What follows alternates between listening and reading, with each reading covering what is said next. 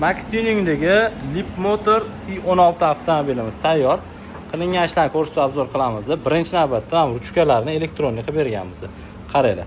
Bu hozir chiqib turishi yopamiz, kirib ketadi. O'zida mexanik oddiy bo'ladi. Mana buni bosib turib, bu yoqdan tortib ochiladigan sal neudobniroq ruchka bo'ladi. Biz elektronik qilib berganmiz. Mashinani ochsanglar, 4 ruchkasi o'z mana shunaqa chiqib beradi. Chetida akkuratniy, nejniy yonib turadigan oq podsetkasi bo'ladi. Xo'p, mana shunda ochasiz. Juda ham udobniy. Yopsak yopiladi. Hammasi shtekir o'rniga ulab ishlatiladi. Переделка bo'lmaydi. Bunisini yechib, bunisi ulanadi. O'zini shtekirlarga tushadigan zavodskoy narsalar. Переделка bo'lmaydi hech qayta. O'zidagi ruchkasi mana bunaqa bo'ladi. Buni ham ko'rsatamiz. Mana bunaqa bosiladigan, bu yoqqa tortiladigan bo'ladi. Bundan voz kechdik. Biz elektronniy ruchkalarni o'rnatib berdik. Juda ham udobniy bo'lgan. Yopsak, to'rttalasi barobar yopiladi.